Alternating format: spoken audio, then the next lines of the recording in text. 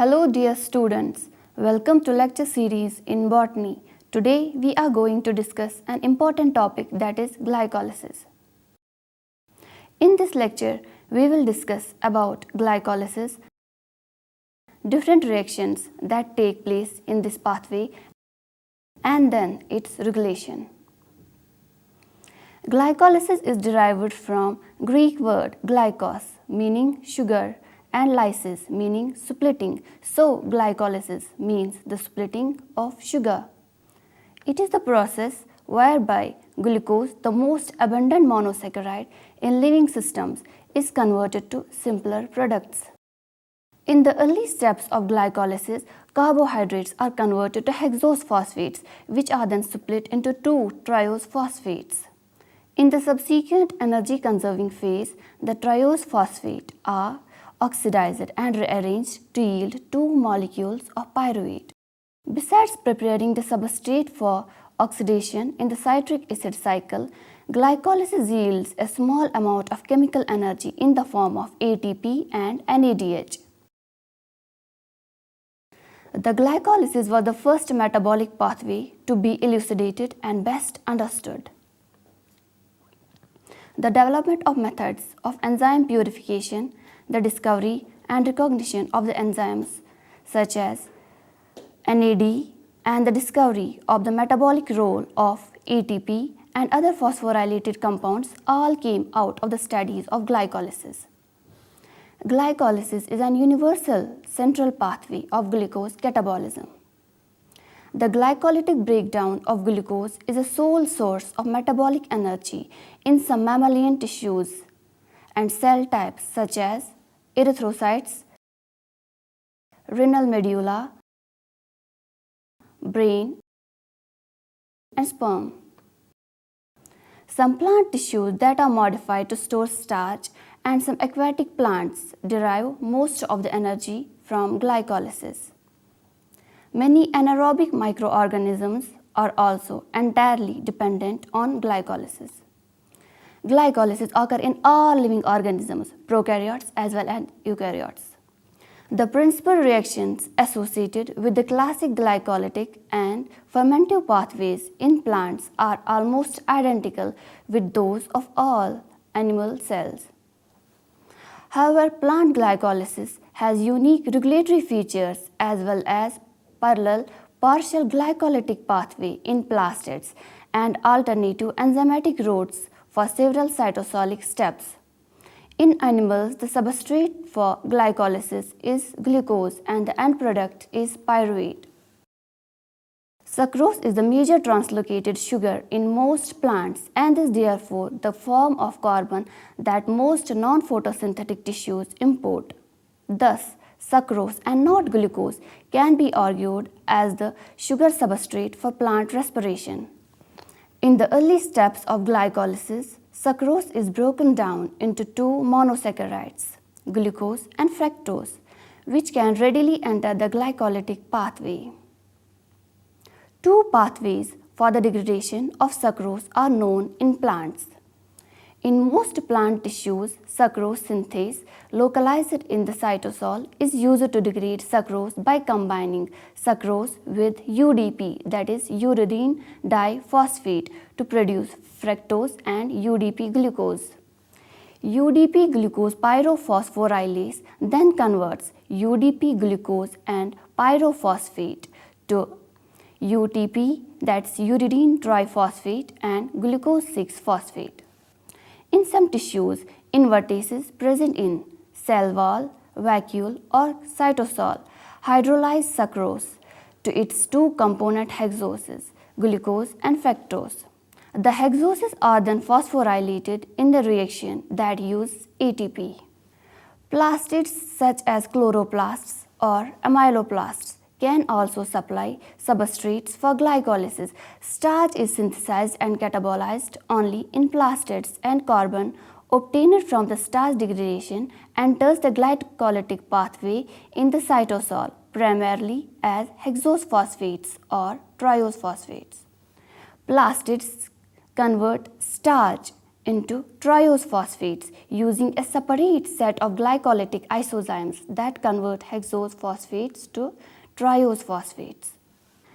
The glycolytic pathway is often referred to as Embden-Meyerhof-Prennes pathway in the honor of three biochemical pioneers, Gustav Embden, Otto Meyerhof, and Jacob Prennes. Glycolysis consists of 10 enzyme catalyzed reactions. The pathway can be broken down into two phases, preparatory phase and payoff phase. Now the first phase of glycolysis, that is preparatory phase. In the initial phase of glycolysis, each hexose unit is phosphorylated twice and then split into two molecules of triose phosphate. The series of reactions consumes 2 or 4 molecules of ATP per sucrose unit depending on whether the sucrose is split by sucrose synthase or invertase. In this phase, glucose and fructose are phosphorylated and cleaved into 2 molecules of glyceraldehyde 3-phosphate. These reactions also include 2 of the 3 essentially irreversible reactions of glycolytic pathway that are catalyzed by hexokinase and phosphofructokinase. This enzyme is one of the control points of glycolysis in both animals and plants. Now the first reaction, that is hexokinase reaction. The enzyme hexokinase is present in most cells. In liver, glycokinase is the main hexokinase which prefers glucose as substrate. In this reaction, phosphorylation of hexoses, that is glucose and fructose, but mainly glucose, occurs to glucose 6-phosphate. It requires magnesium ATP complex as substrate. Uncomplexed ATP is a potent competitive inhibitor of this enzyme.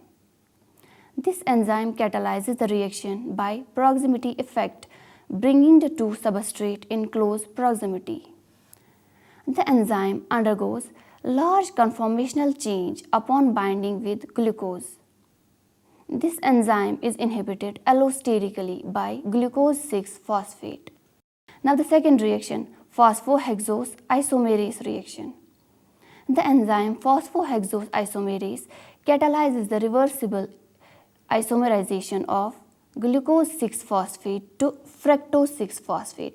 This enzyme requires magnesium divalent positive ions for its activity. It is specific for glucose 6-phosphate and fructose 6-phosphate. Now the third reaction, phosphofructokinase 1 reaction. The enzyme phosphofructokinase 1 transfers the phosphoryl group from ATP to carbon number 1 of fructose 6-phosphate to produce fructose 1,6-bisphosphate. This step is an important irreversible regulatory step. The enzyme phosphofructokinase 1 is one of the most complex regulatory enzymes with various allosteric inhibitors and activators. ATP is an allosteric inhibitor and fructose 2,6-bisphosphate is an activator of this enzyme. ADP and AMP also activate phosphofructokinase 1, whereas citrate is an inhibitor. Now fourth reaction, that is aldolase reaction. The enzyme aldolase catalyzes the cleavage of fructose 1,6-bisphosphate into glyceraldehyde 3-phosphate and dihydroxyacetone 3-phosphate by aldol condensation mechanism. The standard free energy change is positive in the forward direction. Now the fifth reaction, triose phosphate isomerase reaction. The enzyme triose phosphate isomerase causes interconversion of dihydroxyacetone 3-phosphate to glyceraldehyde 3-phosphate. This is a reversible reaction catalyzed by acid-base catalysis. Now the second phase of glycolytic pathway, that is payoff phase. Once glyceraldehyde 3-phosphate is formed, the glycolytic pathway can begin to extract usable energy in the energy conserving phase. The enzyme glyceraldehyde 3-phosphate dehydrogenase catalyzes the oxidation of the aldehyde to a carboxylic acid, reducing NAD positive to NADH. This reaction releases sufficient energy to allow the phosphorylation of glyceraldehyde 3-phosphate to produce 1,3-bisphosphoglycerate. The phosphorylated carboxylic acid on carbon number 1 of 1,3-bisphosphoglycerate has a large standard free energy of hydrolysis. Thus, 1,3-bisphosphoglycerate is a strong donor of phosphate group.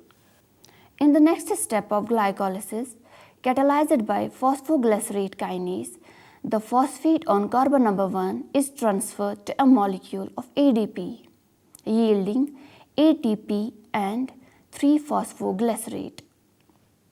For each sucrose entering the pathway, 4 ATP molecules are generated by this reaction. This type of ATP synthesis is traditionally referred to as substrate level phosphorylation, and it involves the direct transfer of phosphate group from the substrate to the ADP to form ATP. The ATP synthesis by substrate level phosphorylation is distinct from ATP synthesis by ATP synthesis involved in the oxidative phosphorylation in mitochondria and photophosphorylation in chloroplast.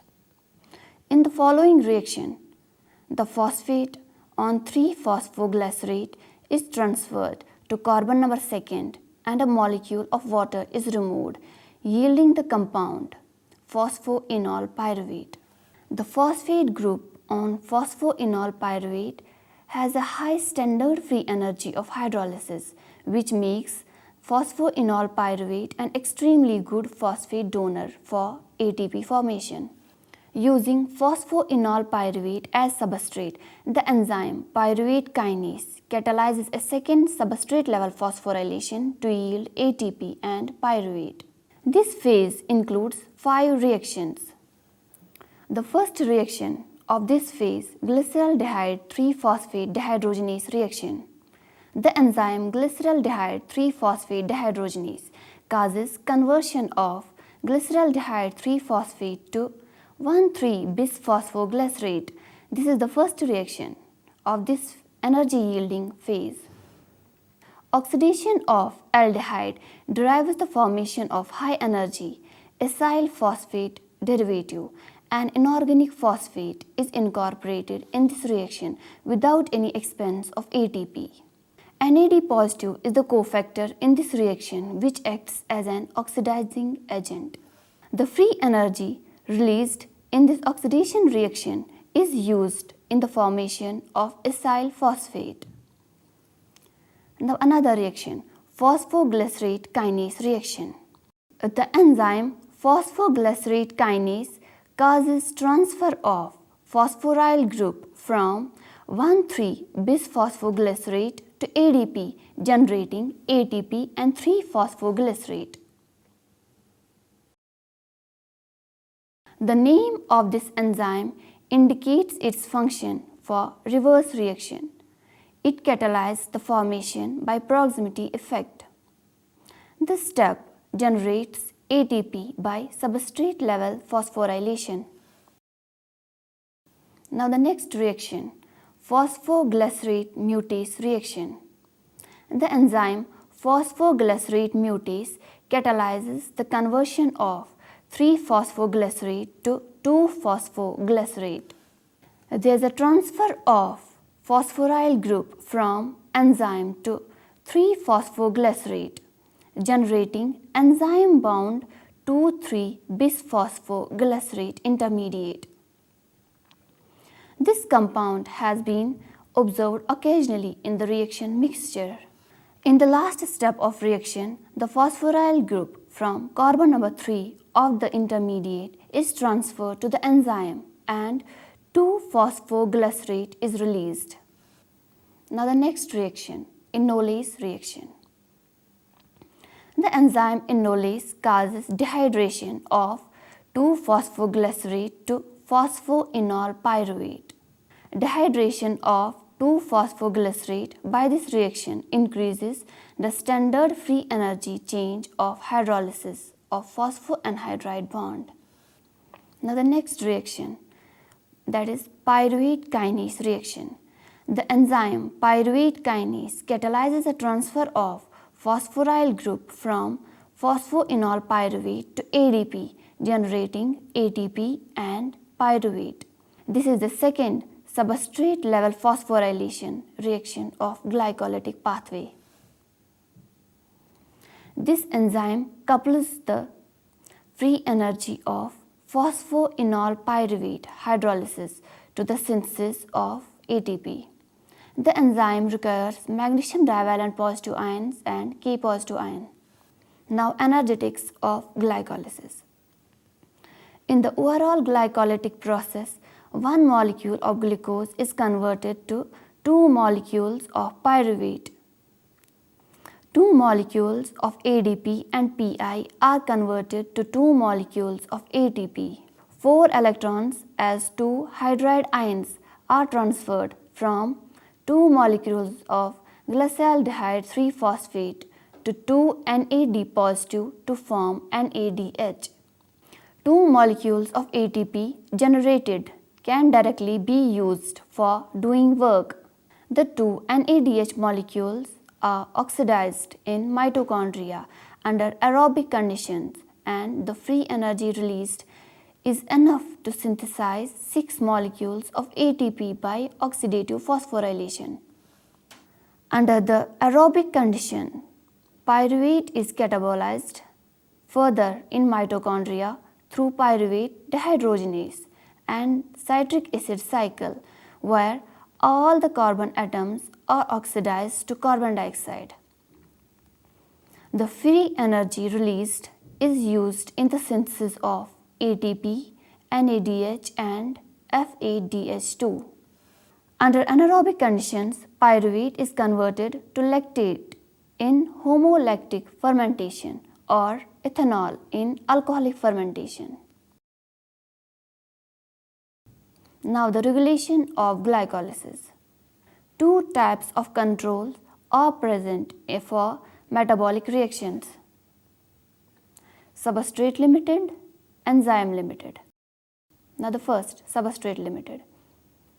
When concentration of reactants and products in the cell are near equilibrium, then it's the availability of substrate which decides the rate of reaction. Now enzyme limited. When concentration of substrate and products are far away from the equilibrium, then it's the activity of enzyme that decides the rate of reaction. These reactions are the one which control the flux of the overall glycolytic pathway. There are 3 steps in glycolysis that have enzymes which regulate the flux of glycolysis: the hexokinase, phosphofructokinase and pyruvate kinase. Now the first one, hexokinase. Hexokinase performs first step of glycolysis in most tissues including muscle and brain. It has a high affinity for glucose, so it permits initiation of glycolysis even when blood sugar levels are relatively low. Hexokinase is inhibited by the product of the reaction, that is glucose 6-phosphate. This is a very important regulatory step since it prevents the consumption of too much cellular ATP to form glucose 6-phosphate when glucose is not limiting. Glucokinase found in liver and pancreatic B cells requires a much higher level of glucose for maximal activity. It is thus most active when glucose is very high in the portal vein immediately after consumption of a carbohydrate-rich meal. Glucokinase is not inhibited by glucose 6-phosphate. The action of glucokinase is opposed by the action of glucose 6-phosphatase, which hydrolytically removes phosphate in the futile cycle. At normal levels of glucose, the forward and backward reactions are balanced. Glucokinase activity is also affected by an inhibitory binding protein, whose affinity for glucokinase is enhanced by binding fructose 6 phosphate and lessened by binding fructose 1 phosphate. Fructose consumed in the diet is converted to fructose 1 phosphate in the liver. This opposes the action of fructose 6 phosphate on glucokinase, favoring the forward reaction. The capacity of liver cells to phosphorylate fructose exceeds their capacity to metabolize fructose 1 phosphate. Consumption of excess fructose can cause an imbalance in liver metabolism by indirectly depleting liver cells of ATP. Now the second one, phosphofructokinase 1. Phosphofructokinase catalyzes the rate-limiting step in glycolysis and is the most important control point. It is also the first irreversible step that is unique to the glycolytic pathway. Glucose 6 phosphate can be used as an intermediate in other pathways including glycogen synthesis and the pentose phosphate pathway. Phosphofructokinase is allosterically inhibited by ATP. So, glycolysis is slowed when cellular ATP concentrations are high. ATP binds to the site on phosphofructokinase, distinct from the active site, causing a conformational change. The conformational transition is regulated by cellular pH. Glycolysis is also a means of preparing carbon-containing backbones for biosynthetic reactions in the form of acyl coenzyme A. Citrate is an intermediate in the triacease cycle, also inhibits phosphofructokinase. Phosphofructokinase is allosterically activated by high levels of AMP, that is adenosine monophosphate. AMP also overcomes the inhibitory effect of ATP. Another allosteric activator of phosphofructokinase is fructose 2,6 bisphosphate. Fructose 2,6 bisphosphate is not an intermediate in the glycolytic pathway. It overcomes the inhibitory effect of ATP. Fructose 2,6 bisphosphate is made from fructose 6 phosphate by a specific kinase, that is phosphofructokinase 2. The same polypeptide that encodes this kinase also encodes a phosphatase that catalyzes the reverse reaction. Activity of this bifunctional enzyme is controlled by phosphorylation. Phosphorylation of the bifunctional enzyme is regulated by blood glucose level mediated by glucagon and insulin. High glucagon, that is low blood sugar, causes phosphorylation of the enzyme, which results in the conversion of fructose 2,6 bisphosphate back to fructose 6 phosphate, removing its stimulatory effect on phosphofructokinase and therefore slowing the rate of glycolysis.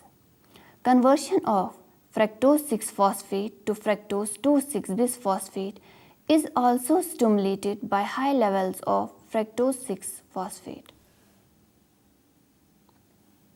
This is an example of feed-forward stimulation.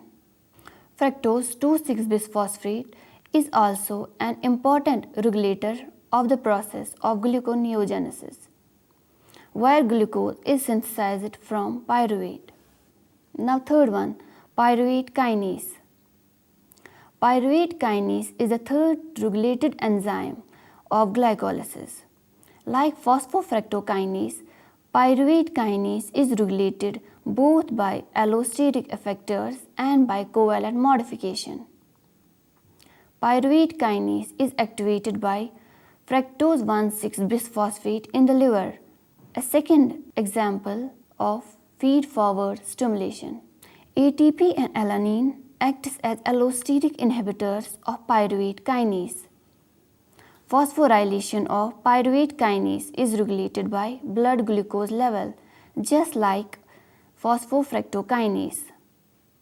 High glucagon causes phosphorylation, which in this case renders the enzyme inactive. Pyruvate kinase deficiency causes hemolytic anemia, since red blood cells rely entirely on glycolysis for ATP synthesis. In this inherited disorder, pyruvate and lactate levels are lower than normal, while proximal intermediates such as 1,3-bisphosphoglycerate and phosphoenol pyruvate accumulate. Hormonal regulation of glycolysis ensures coordination among different tissues and organs. So friends, with this we conclude today's program, and I hope you might have understood this topic. See you next time with another topic. Till then, goodbye.